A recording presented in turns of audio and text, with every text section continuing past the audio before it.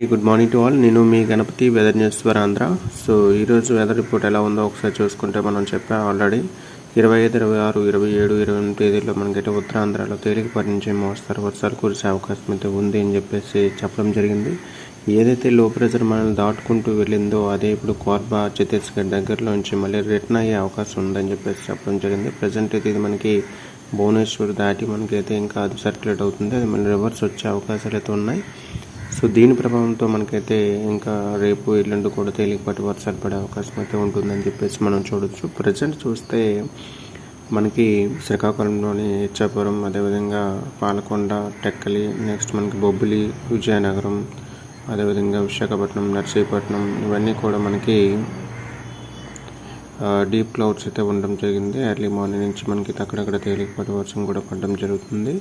ఇక విజయవాడ, అదేవిధంగా ఒంగోలు, నెల్లూరు, పొద్దుటూరు, తిరుపతి ఇవన్నీ కూడా స్మాల్ డీప్ క్లౌడ్స్తో ఉన్నాయని చెప్పేసి చూడొచ్చు. ఇక మనకి ప్రజెంట్ వచ్చేసరికి అనంతపురం, అదేవిధంగా పులివెందుల, కదిరి, గుంతకల్లు, రాయదుర్గ వరకు మనకైతే తేలికపాటి జల్లు కురిసే అవకాశం అయితే ఉందని చెప్పేసి చూడొచ్చు మధ్యాహ్నం ఒక 11 లోపల. ఇక అదేవిధంగా నంద్యాల, కర్నూలు ఇవన్నీ కూడా మనకు తేలికపాటి వర్షాలు ఏదైతే ఈరోజు కురిసే అవకాశం అయితే ఉందని చెప్పేసి చూడొచ్చు. అంటే ఇటు దక్షిణ కోస్తా, అదేవిధంగా రాయలసీమ జిల్లాలో, అదేవిధంగా మనకి ఉత్తరాంధ్రలో కూడా ఈరోజు తేలికపాటి వర్షాలు చిరుజల్లు కురిసే అవకాశం అయితే ఉంటుందని చెప్పేసి చూడొచ్చు. భారీ నుంచి అతి భారీ వర్షాలు అయితే లేవని చెప్పేసి ఇక్కడ మనం చూడొచ్చు. ఇక మనకి ఈరోజు చెప్పుకోదగ్గ విషయం ఏంటంటే మనకి గాలి అనేవి తీవ్రత ఎక్కువ మొత్తంలో ఉండబోతుందని చెప్పేసి ఇక్కడ చూడొచ్చు.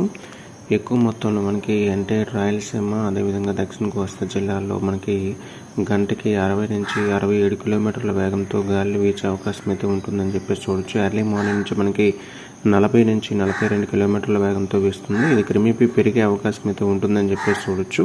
ఈరోజు మధ్యాహ్నం 11 ఆ సమయంలో మనకి తిరుపతిలో 55 కిలోమీటర్ల వేగంతోనూ, అదేవిధంగా చోటి, మదనపల్లి, పులివెందుల, అనంతపురం అని కూడా గంటకి 60 నుంచి 67, 68 కిలోమీటర్ల వేగంతో పెనుగాలులు వీచే అవకాశం అయితే ఉంటుందని చెప్పేసి చూడొచ్చు. బళ్ళారి, అదేవిధంగా ఆదోని, కర్నూలు, నంద్యాల, గిద్దలూరు, ఆత్మకూరు, మార్కాపూర్, కదిరి, కనిగిరి, కావలి, ఒంగోలు, నెల్లూరు, గూడూరు, సౌలూరుపేట, తిరుపతి, చిత్తూరు ఇవన్నీ కూడా మనకి ఎక్కువ మొత్తంలో గాలులు వీచే అవకాశం అయితే ఉంటుందని చెప్పేసి చూడొచ్చు.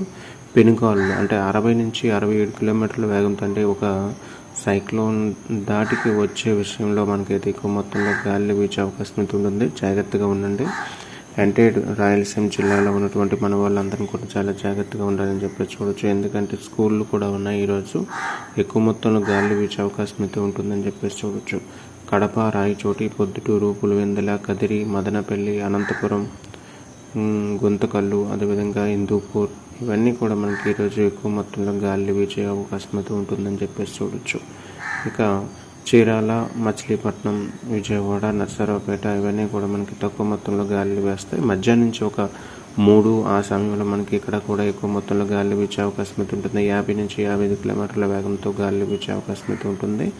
ఇక సాయంత్రం మనకి దక్షిణ కోస్తాలో కూడా ఇంకా పెరిగే అవకాశం ఉంటుందని చెప్పేసి చూడొచ్చు. ఈరోజు అయితే ఉదయం 11 నుంచి అప్ టు మనకి 3, 4 సాయంత్రం వరకు మనకి పెనుగాలులు వీచే అవకాశం అయితే ఉంటుందని చెప్పేసి అంటే రాయలసీమ జిల్లాల్లో చూడొచ్చు. ఎక్కువ మొత్తంలో కడప, పొద్దుటూరు, పులివెందుల, అనంతపురంలో ఎక్కువ మొత్తంలో గాలి వీచే అవకాశం అయితే తీవ్రత ఎక్కువ మొత్తంలో ఉండబోతుంది.